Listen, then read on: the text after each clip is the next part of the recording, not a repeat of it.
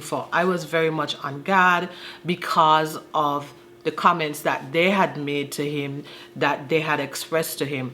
And these were people that I work with, these were people who I respected, these were people I thought that I had a great relationship, professional relationship with, but for some reason they didn't want me there. And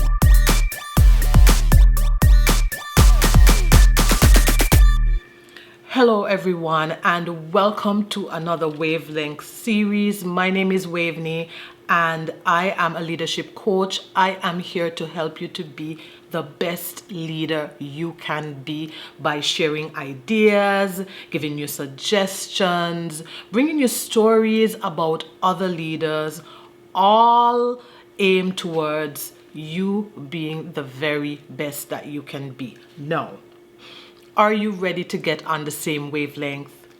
Fabulous.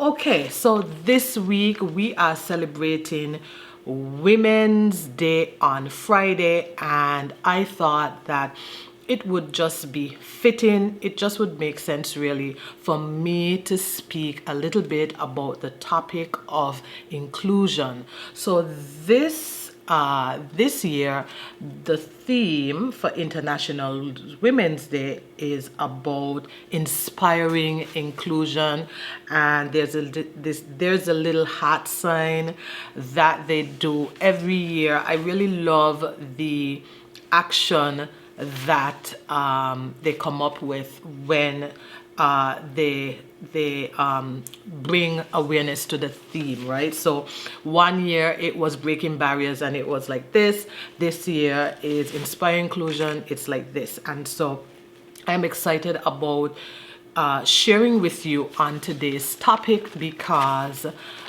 of course, I'm a female, I'm a woman, and in my 9 to 5, I am in a very senior role, right? I am a director of human resources, and I feel like my experiences, the things that I've been through, can help you. It can help you. And so this particular theme is important to me. I love this time of year because we get to really focus on women and we get to really focus on the value that they bring. But I feel like there's an opportunity to not just say it on one day, but to extend it throughout the rest of the year, to really embody it and to really live it. And so let's dive into it. So like I mentioned, the theme is to inspire inclusion, and I'm just reading here. If you see me looking down, it says to inspire inclusion means to celebrate diversity and empowerment on International Women's Day 2024 and beyond. And I want to read something to you before I get into what I'm about to say, because it is what my topic is centered around. So it says, as we celebrate, and I'm reading, by the way, from the website internationalwomensday.com. Every time I get passionate, I just kind of trip over my words, but you get me. As we celebrate International Women's Day 2024 and reflect on the theme of Inspire Inclusion, let us reaffirm our commitment to creating a world where all women are empowered, feel valued, and included. By working together to break down barriers and foster diversity, we can build a more equitable and inclusive society for generations to come. And so I want to talk about how we can empower, value, and help make women feel included at work or in our daily lives. And so first I want to start off by saying, what happens when you don't feel included at work? I don't know about you, but I certainly have been there. I want to share a little story with you. Like I mentioned before, I have a very senior role in my 9 to 5. And I remember before I got the position and I was offered that role, the boss at the time, my leader at the time, and I'm being very mindful of my words here, so pardon if I pause even more. My leader at the time pulled me aside and he had said to me, I am going to make you the director of HR. And I really didn't believe it because I had been passed over for so many at so many times in my life. I'd been passed over for director of human resources. It had been a goal of mine for a very long time. I knew I could do the job. I knew I would be a great director of HR because I love HR. I love helping people. I saw the power of human resources in my own life. What a good human resource professional did. I also saw mistakes that other leaders who were human professionals did, and I knew that I could make a difference. And so I'd been passed over. He said it to me. I really didn't believe him, and so that went out of my mind until he had approached me again and he said, listen, I wanna do this, but there are some people on the team, there's some people on the leadership team that don't think that you're ready. They are, sort of resisting the idea, because he brought the idea up to that team at the time. And I knew he told me because he was trying to prepare me, which he explained. He said, I want you to be ready. I want you to prepare. Here's some things I want you to work on. I want to do this, so I am going to start inviting you to these meetings and so forth and so on. And he did that.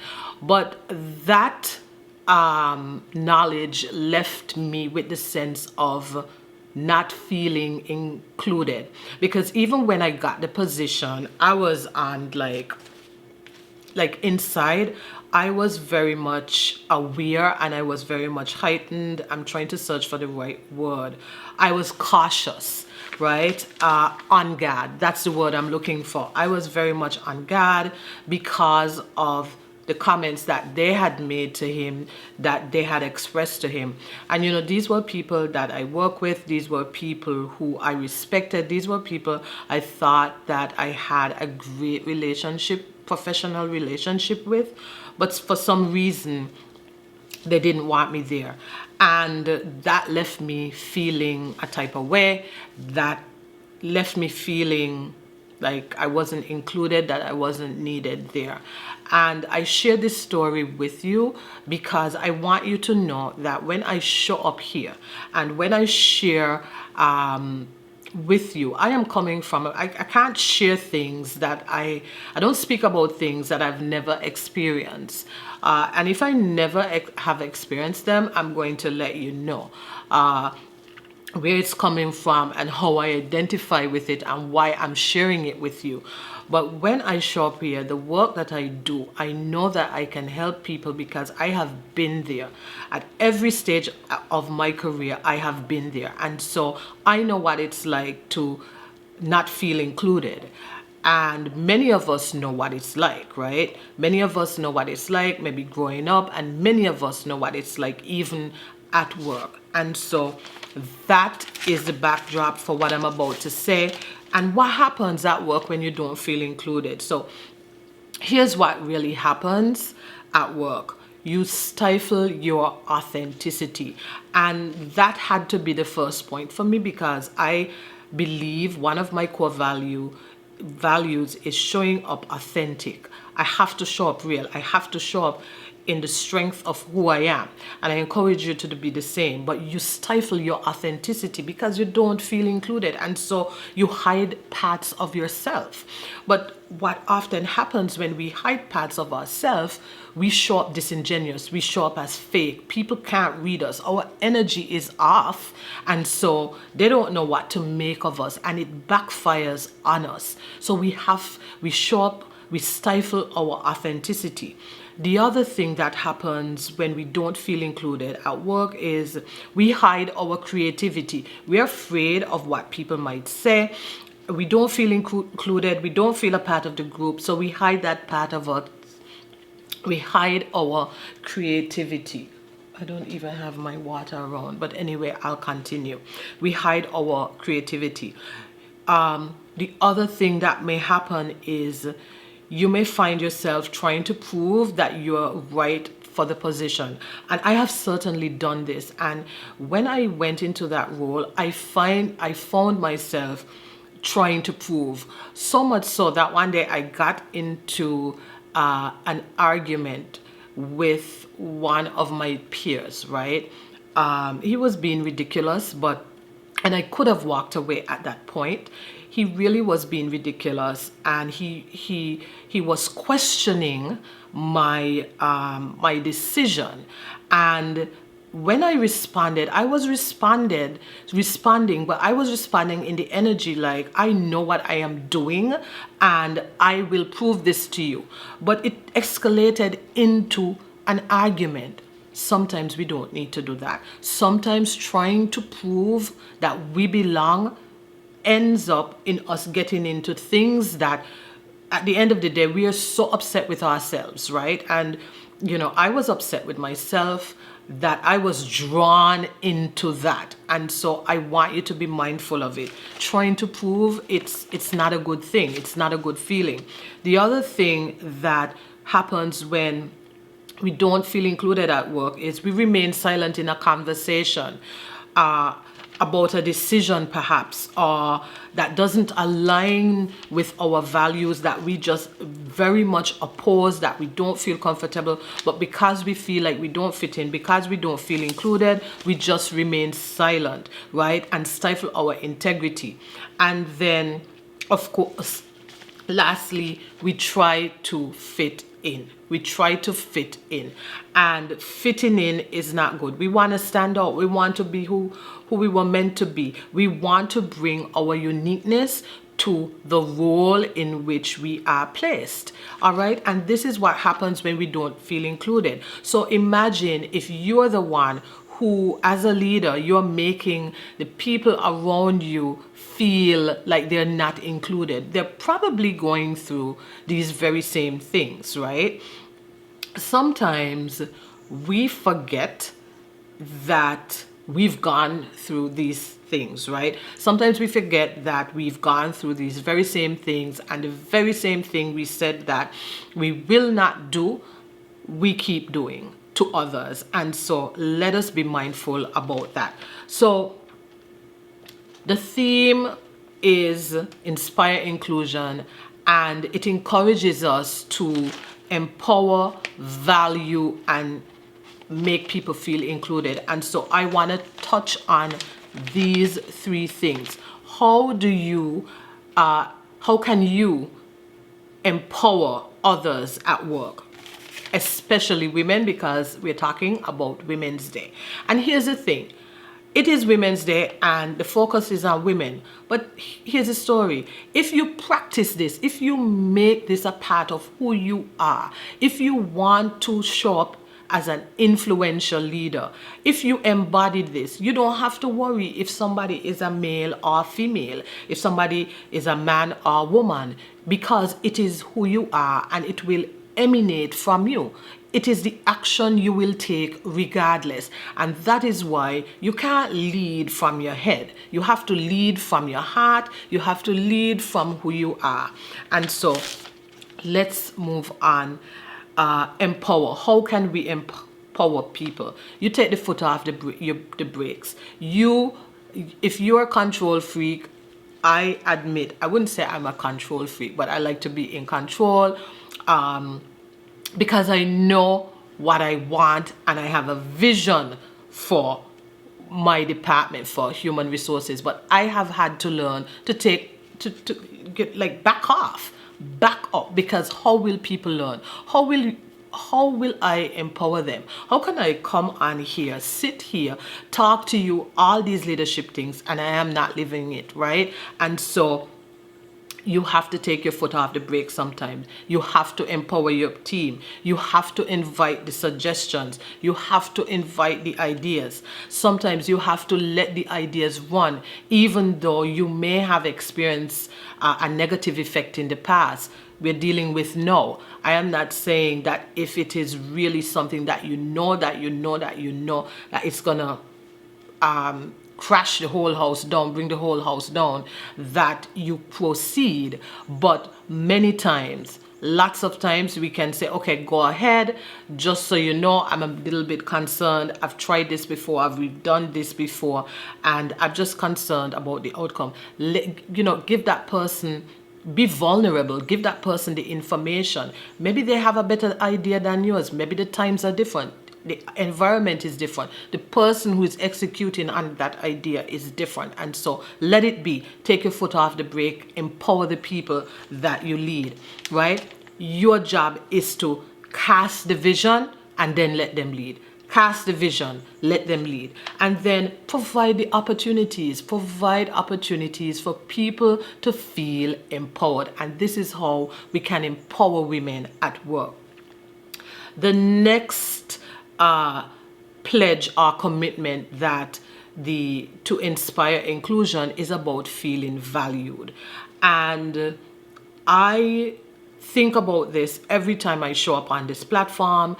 In every post I write, how can I add value? Whenever I am hired to do a training, I think about the audience. I think about how can I add value to them. I think about where they are in life, right? Because I could deliver the same training to two different groups, but it would be done in a different way. The content more or less might be the same, but it would be different because I have to customize it and tailor it to the audience. I have to bring value to that audience. I have to meet people where they are.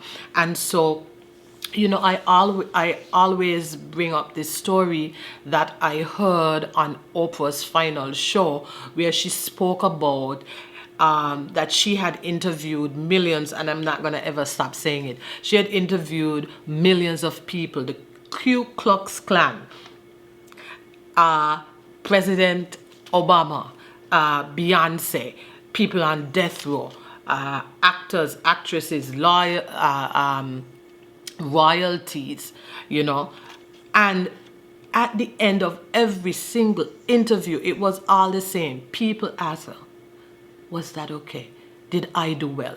People need to feel seen, heard, and understood. And this is how you can add value. 3 things. People need to feel seen, heard, understood. How do you do that? Seen, acknowledging their accomplishments, going out of your way to know what they've accomplished, right? What's important to them, not you, to them. So acknowledging their accomplishment or anything that's important to them, they need to feel seen. And so this is so powerful and this is so important. That is why the work of a leader is important. That is why you don't have to be popular. You don't have to be famous. All you have to do is to lead and lead well. Okay? And then heard. How can you incorporate that? How can you let people know that you hear them? Well, of course, you listen, and you listen actively, and you shut up, because sometimes we talk too much. Sometimes we want to say but, or sometimes we want to say yeah, and this, no. And these are things that I've had to learn. Sometimes you just need to shut up and listen, all right? And then another way is to implement. They make a suggestion, implement that suggestion, or change when and where possible, right? Thank them for speaking up. Thank them for sharing. Many times leaders get very offended because sometimes the way people communicate certain things is not in the best way, but thank them anyway, right? Because they know, most of the times they know that communication didn't go over well. And then the other people, their friends, are going to say, you really shouldn't have said it like that, But you as a leader, you thank them. you thank them, they'd appreciate it, and then always you can circle back and give them a coaching moment. But thank people for their ideas and suggestion when and where possible. Thank them for speaking up and for sharing. Let them speak. That is how people feel heard. And then lastly, understood. Ask questions from a place of curiosity. Many of us have this fighter syndrome in us. We want to always fight. We want to always argue. We always want to be right.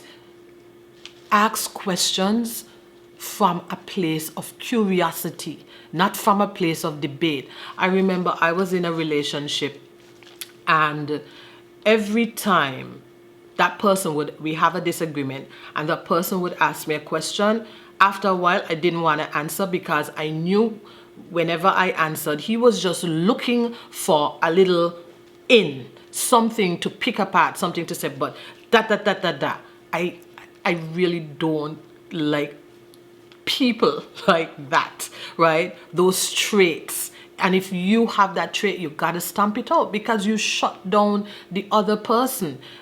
Ask from a place of curiosity, genuine curiosity. Life is not a debate. Everything is not a debate. Everything is not an argument, right? I'm sure you've heard flies are easier caught with honey than with vinegar, right?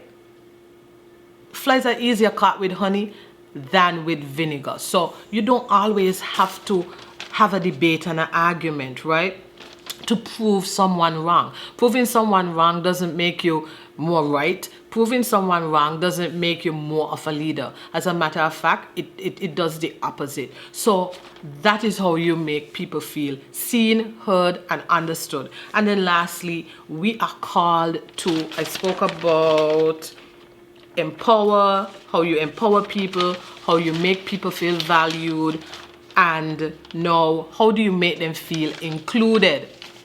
Well, you invite their suggestions. Invite them for lunch, okay? Invite them to a networking event. Bring them into spaces where they quite possibly cannot get into without your support. That is your role as a leader, to bring people up. To bring people up, not to push them down. Bring people up. As you grow, bring people up. That is what we do here on the People's Brand. I want you to come up with me. I want you to rise. It is possible, all right? I'm not here to push you down. I am here to help you to get better. And you should do that for your team, and in particular, the women on your team and in your circle, okay, in your sphere of influence. And so share information. That is how you make people feel included. Share information. Don't hoard the information. And so these are just 3 ways that you can really commit and really take action on International Women's Day. Inspire inclusion. That is how you can inspire inclusion. These are the actions that you can take. Let me know which one resonates with you, which one you are going to commit to, because like I mentioned, International Women's Day come, there's this big hype, there's this big focus, and then it goes away. This has to be something that you embody. This has to be something that you believe in, all right? And then find another woman, find someone in the organization that you can mentor, that you can coach, that you can groom, that you can share with. It doesn't have to be a formal type of mentorship. It can be informal. Many times people just they come to work, they want to do their best at work, but they don't know how. They don't have someone that they can ask a question. I know that if I had someone to mentor me earlier on in my career, it would have been so great. It would have been great. But when I reflect on my experiences, I know that I went through my experiences because of you. because I am now here to help you, to mentor you, to bring you up so you could do that and be that for another woman, and I encourage it. So share this out with a work bestie. I really had fun sharing with you. I am so passionate about this. I'm really, really passionate about helping people and helping them to be their best and bringing them up, raising them up with me. So share it out with a work bestie. Share it on your Facebook, share it on your Instagram, and happy International Women's Day. When it comes, send me a DM, let me know what resonated with you, and I will talk to you on another wavelength. Bye.